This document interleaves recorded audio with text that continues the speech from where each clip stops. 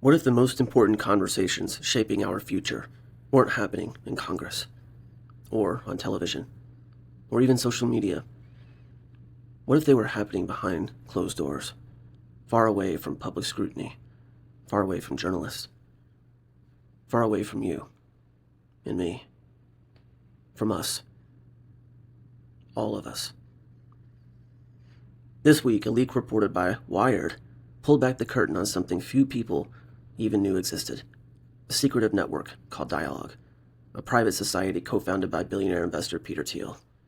And according to the leaked documents, its membership allegedly includes some of the most influential people in technology, politics, media, entertainment, academia, and finance.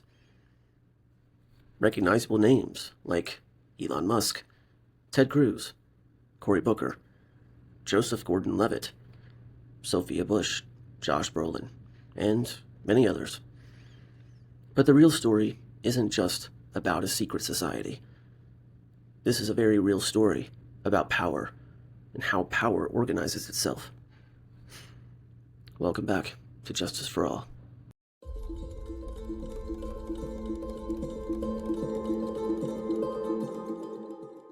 We tend to imagine power as something obvious: a president, a CEO, a celebrity, a billionaire. But sociologists have long observed that power often flows through relationships rather than institutions. Who knows who trusts who can get a phone call returned, who gets invited into the room, and not just the big rooms at the White House, but the back rooms. No, not those back rooms. The other back rooms, the ones that we know exist but also don't exist. And perhaps more importantly, who doesn't get invited to those rooms? Who doesn't even know that they actually really do exist? According to leaked documents, Dialog wasn't merely hosting conferences. It was creating a carefully curated ecosystem of influence, an invitation-only gathering place where ambitious and powerful people could exchange ideas, build alliances, and expand their networks. Not publicly, privately, because while institutions may be visible, networks rarely are. Now, one of the reasons why this leak spread across the internet as quickly as it did was because of the purported diversity of the attendees.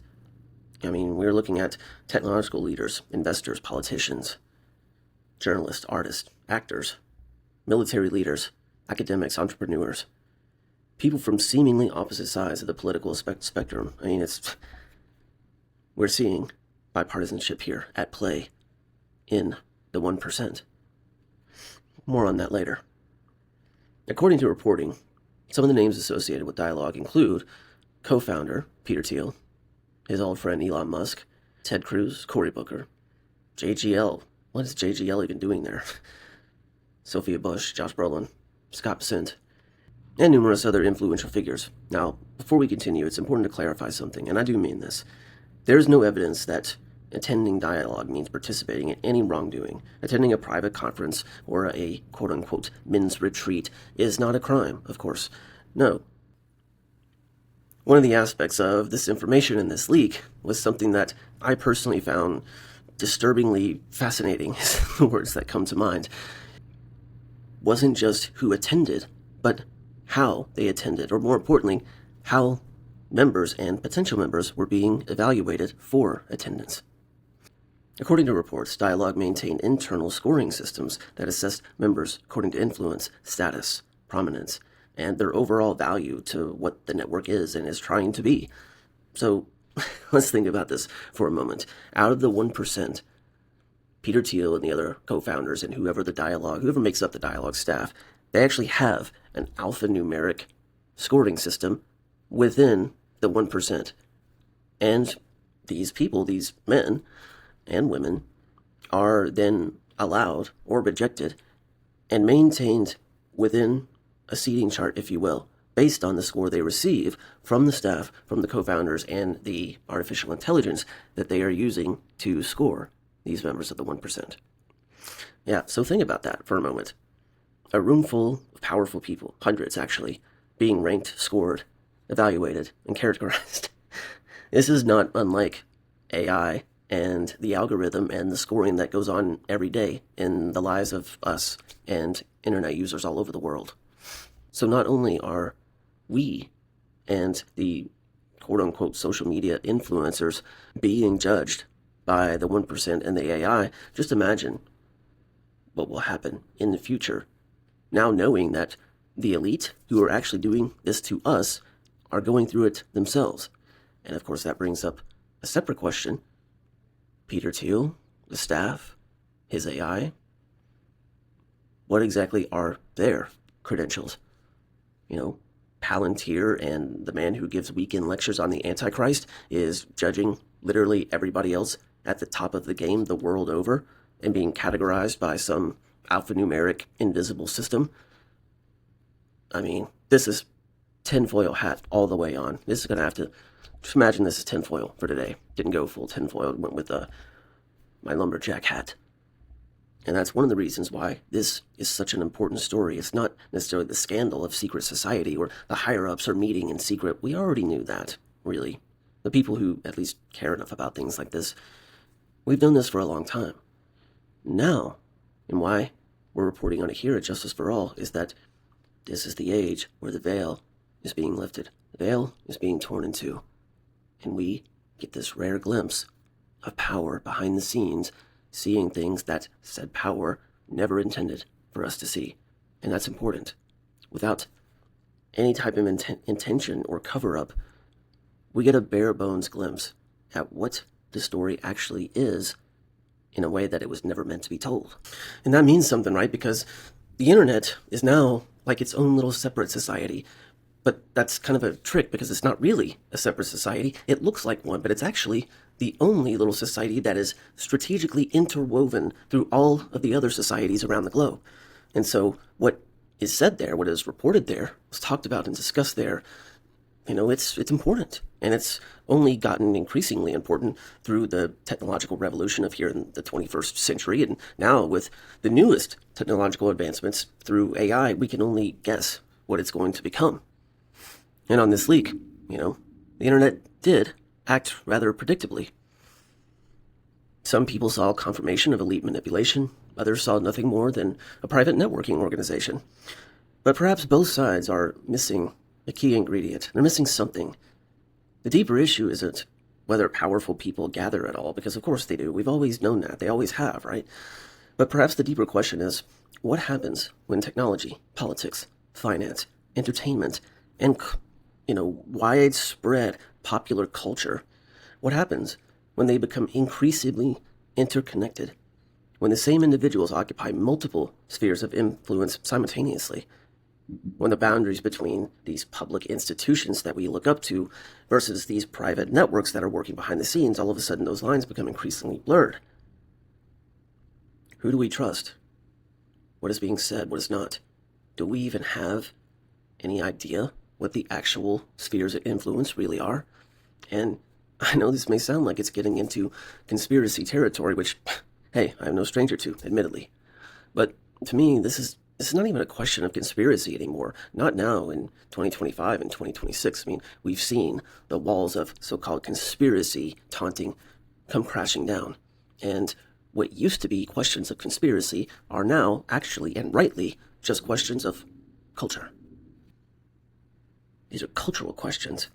And culture determines far more than most of us actually realize, because culture shapes perception, and perception, it shapes behavior.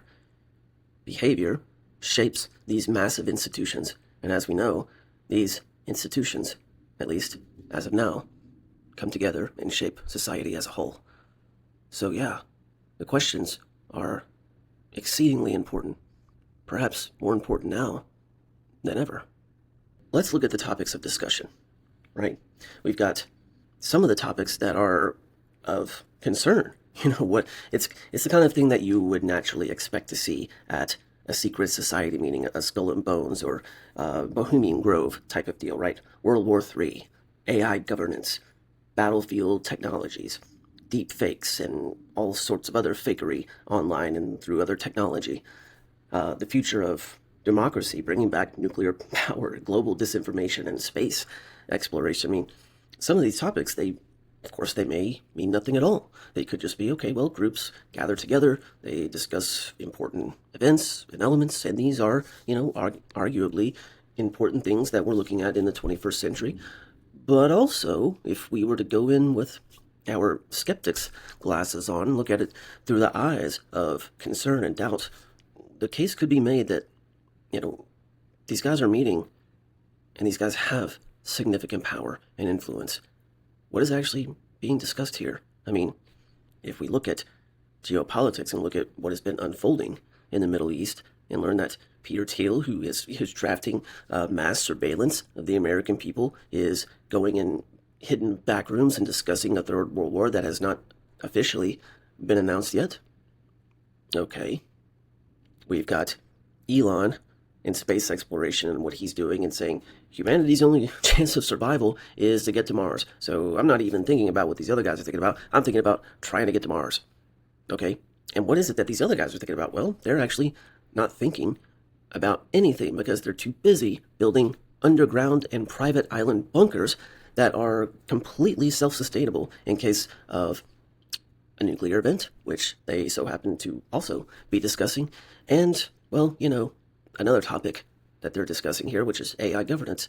And let's see, a couple of the people, especially from the PayPal Mafia and all those guys, they have stated that there's a 25% chance that AI will go full Terminator 2 and Skynet and end all of us once we reach the point of singularity. That's a whole other topic for another video.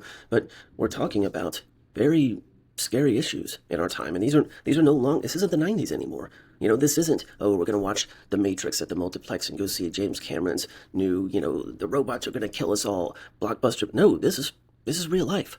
It makes like Cameron and the Wachowski brothers, it makes them look like prophets instead of just filmmakers, because now these things are very real and they could become very real threats very soon. And then on the other side of the equation, you have these breakout sessions like, does money buy happiness? What is your mental health like? What is your sex life like? What is your dating life like? What are the, how to build a cult? Like, what? Are we serious here? In some of these things, it's like any other men's or co-ed, retreat that you would see in Sedona or Costa Rica, retreats that I've been on, some that I've worked at and hosted. And on the other hand, you have like, okay, we've got the end of the world meeting going on here. Like, and we have sessions that are really just like any other lost person in American society that needs to understand how to live and take care of their sex life, their mental health, their dating life, and how to work and somehow find some glimmer of hope and happiness in a world that seems to have gone awry. But they're having that as the after lunch discussion, after the first round of discussions, where they're talking about maybe we're the people that have actually driven the American people off of this seemingly endless cliff into the abyss. One of the points that I'm trying to drive at by talking about these different breakout sessions and the topics, one of the first points is that, yes, these people are intelligent and have talent, but as many other people have said on the net and elsewhere, these people are not of an elite intelligence. I mean, all of these topics are the same exact topics that are discussed at water cooler isn't a thing anymore because we mostly, or half of us, work remote now, but wherever we have our discussions, which I guess, let's face it, it's mostly with cameras and on YouTube and in our other little breakout rooms, which they can see, by the way. But I digress. These are discussions that we're all having. So these people, yes, we call them the elites based on power and status, which all come from money. But when it comes to elitism, actual elitism, they are not. They're not actually smarter than your average day person. Not with most things. Yes, in a particular field, they may be exceedingly intelligent. Nobody's saying that Elon Musk and Peter Thiel and, these guys don't have a significant intelligence to drive in exactly what they do. But that they still have to have group conversations with other people about how do I keep my mental health up? How do I meet other people and how do I get laid?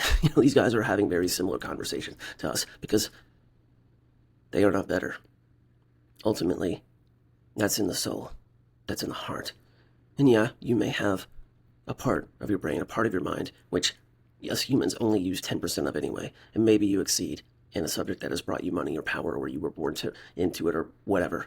Point being, we are giving you the title of elite and calling you elites, which is a derogatory term, by the way, now, anyway, in the power and the status and the money, which is not something that is part of your soul, it's part of your heart, it's not inherent. It's something superficial and fleeting, and something that people who grow up into the person who they were meant to be from their heart and soul know that doesn't really matter in the end. We now know in 2026, it's been widely known for years, and now the people who did know and younger people also coming up are finally waking up to the fact that these people, 1% elites, the government, the alphabet agencies, they do not like us, care about us in any way, shape, or form, not really. And in order to stay in power, they have been purposefully and discreetly and strategically separating us from day one. And, this is through media, news outlets, it's through commercials and advertising, it's through Hollywood, it's through the movies and music and television. They've infiltrated every aspect of American society, and they put in subliminal programming as well as overt but concealed messaging to separate and divide us. Facts. It's what this whole PSYOP series is about. But notice, when it comes to them, they're together. They're united. There's over 200 people involved in this entire Dialog outfit, and it's not all Republicans or conservatives or all Democrats or liberals. No, there's Peter Thiel talking about the Antichrist, and he's MAGA, and one of the huge reasons that Donald Trump is in office, because, let's face it, he was a political groomer of J.D. Vance, who was being pushed for 2028, and has been since before Trump even got into office. We all know his game, or we don't, but we fear what may be going on there, rightly so. We have people like him, with people like Gordon-Levitt, Josh Brolin, Sophia Bush, Hollywood elites, very liberal, democratic, very conservative. And that falls all throughout the rest of the group, even in names we don't recognize. What does this mean? Simply, I want you to think about what that says. They are busy infiltrating every aspect of American society in order to keep us separate, in order to keep us small, in order to keep us divided, while they unify together. Think about how many times, even outside of this group, think about how many times you've seen Trump and the Bidens, Trump and the Obamas and the Bushes. They're at meetings that, where they have to be and they have to shake hands and whatnot to get along. But also we see them sitting with one another and laughing and smiling and talking, with seeming pleasure. That's because they know the game. They know that they have to be unified. They may not agree politically. They may not even like each other. Just because they glad hand and smile for the cameras and whatnot doesn't mean that they like each other. No. In all accounts, we can be sure that they don't. Yet, they know the meaning and the importance and the power of unification. Why? Because united stands, divided falls. Every time. And they know that there are so many more of the 99% than there are of the 1%. And so in these secret rooms and back alleys, and they know that they must be unified. Even as they build their bunkers and make their plans, they know that unification is what makes a group stronger. So without preaching anymore, I just want to leave you with that thought. As we continue to go throughout the year in the socio-political upheaval that we're in, I just want to encourage everyone, stay safe, read up, be smart, and find it in our heart to forgive some things maybe. Let go of old ways of thinking and push forward and try to find some hope of unification where we don't look toward the socio-political future of our country with utter despair. And that maybe in unification we can actually come back to the hope of freedom and peace and justice for all of us. I am Aaron Justice. Thank you for watching. Till next time, take care. Stay sharp.